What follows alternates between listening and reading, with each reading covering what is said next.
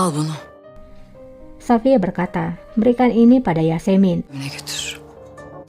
Sama seperti mereka meracuni putraku hari demi hari, kita akan meracuni Sultan Ahmed sedikit demi sedikit secara perlahan. Tidak ada seorang pun yang akan tahu apa yang terjadi, dan itu akan sudah terlambat ketika Sultan Ahmed jatuh sakit. Çok geç olacak. Bulbul pun berkata, Raja sudah mengalami masalah dengan perutnya selama beberapa waktu. Raja bahkan menyembunyikannya dari Qasem Sultan. Dia telah meminum obat. Kita akan menggunakan kesempatan itu. Safiye pun berkata, bagus. Jangan memberitahukan pada Humasa Sultan tentang hal ini. Yang perlu dia tahu adalah Qasem Sultan hanyalah musuhnya. Kalau tidak, Humasa Sultan akan menghentikan kita. Kamu tahu, Humasa menyukai keponakannya. Bulbul pun menjawab, jangan khawatir Sultana. Ini hanya di antara kita saja. Gitmeyin sultanım. Kembali ke istana. Raja pun tiba di ruangan Qasem. Sultan Ahmet Han. Ahmet şükürler olsun geldiniz. Qasem berkata, terima kasih Ahmed untuk kedatanganmu. Raja pun segera bertanya bagaimana keadaan putranya. Qasem pun menjawab, dia lebih baik sekarang. Aku sangat takut ketika demamnya tidak mau turun. Diye çok korktum. Aslan parçası İbrahim. Osman pun berbicara, kami sangat khawatir Sultana dengan pangeran kecil kami. Bu küçük kardeşimiz. Kembali kepada Yasemin. Ruangan untuk Yasemin pun disiapkan. Lalu tidak lama Janet datang. Janet bertanya, siapa wanita itu? Hechan pun menjawab, Yasemin, favorit raja yang baru. Dia telah tidur dengan raja di saat perburuan. Janet pun menjawab, jadi itu dirinya. Hechan pun menjawab, apa yang akan kita katakan pada Qasem Sultan? Janet pun berkata, kita akan memberitahukannya ketika waktu yang tepat. Söyleriz. Şşt hatun dön bakayım. Janet lalu masuk dan menyuruh Yasemin untuk berputar. Yasemin pun menurutinya dan segera berputar.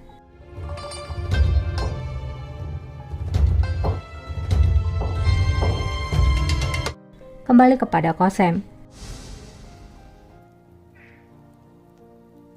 Raja berkata, aku selalu berdoa setiap malam. Aku berdoa untuk tidak merasakan kehilangan anak-anakku.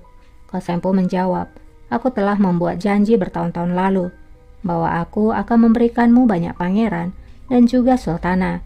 Aku senang sekarang kita menjadi keluarga besar. Raja pun menjawab, kamulah alasan kebahagiaan ini Qasem. Mimpi kita menjadi kenyataan. Terima kasih padamu. Dinasti kita sekarang sudah penuh sesak. Ini akan memiliki akar yang kuat lagi. Derinlere saldı. Bulbul menemui Yasemin. Bülbül. Gel Bulbul berkata, bagus sekali, kamu tidak mengecewakan kami. Tapi tugasmu yang sebenarnya baru dimulai. aman diyeyim. Bulbul pun memberikan botol racun itu pada Yasemin. Bulbul kemudian berkata, berhati-hatilah, jangan buang setetes pun. Yasemin pun menjawab, aku akan mati demi Safiye Sultan. Bulbul menjawab, bagus. Raja setiap hari meminum obatnya untuk perutnya. Tugasmu adalah meneteskan racun ini ke dalam obatnya. Yasemin pun mengangguk. Di ruangan raja, Iskandar dan Hachi masuk membawakan obat raja. Hachi berkata, ini adalah obatmu Raja, sudah diperiksa dan ditutup. Raja pun menjawab, letakkan itu di sini Hachi A. Hachi pun berkata, Qasem Sultan tidak tahu kalau kamu sakit Raja, tapi aku pikir dia harus tahu. Aku yakin dia akan merawatmu lebih baik daripada apa yang kami lakukan. Namun Raja menjawab, ini bukanlah hal yang serius Hachi A, jangan membuatnya menjadi khawatir. Hachi pun akhirnya mematuhi perintah Raja. Hünkârım. Raja lalu membuka obat itu dan kemudian meminumnya.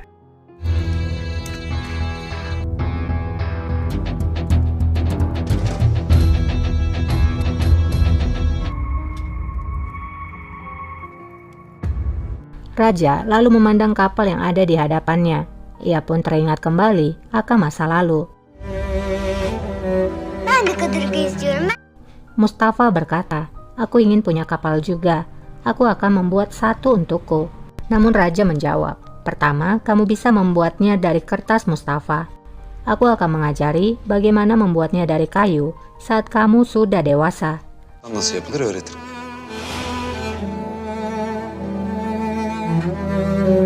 Keesokan paginya, Halime, Dilruba, dan Halil Pasha melakukan pertemuan. Sultanım. Halil Paşa. Halime berkata, Halil Pasha, aku ingin bicara denganmu. Ketahuilah, kami sangat menghargaimu. Kamu sangat ambisius. Kamu sangat baik dalam pekerjaanmu. Tapi, apakah kamu tidak peduli dengan pernikahan? Tidak ada yang aman di hari-hari ini. Halil menjawab, aku tidak mengerti, Sultana. Halime pun menjawab, aku akan jujur padamu, Halil Pasha. Jika kamu ingin tetap dalam posisimu, kamu tahu apa yang harus kamu lakukan, yaitu menjadi menantu dari dinasti. Putriku, Dilruba Sultana, sudah cukup umur. Aku akan senang memiliki menantu kuat dan menjanjikan seperti dirimu. Halil pun menjawab, sesuai dengan apa yang kamu anggap pantas, Sultana. Halil pun memandang Dilruba.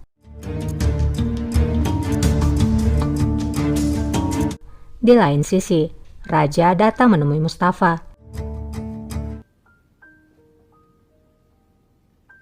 Mustafa terlihat tidur di bangkunya. Raja pun memanggil nama Mustafa. Mustafa. Mustafa terbangun dan ketakutan. Raja pun berkata, jangan takut, Mustafa.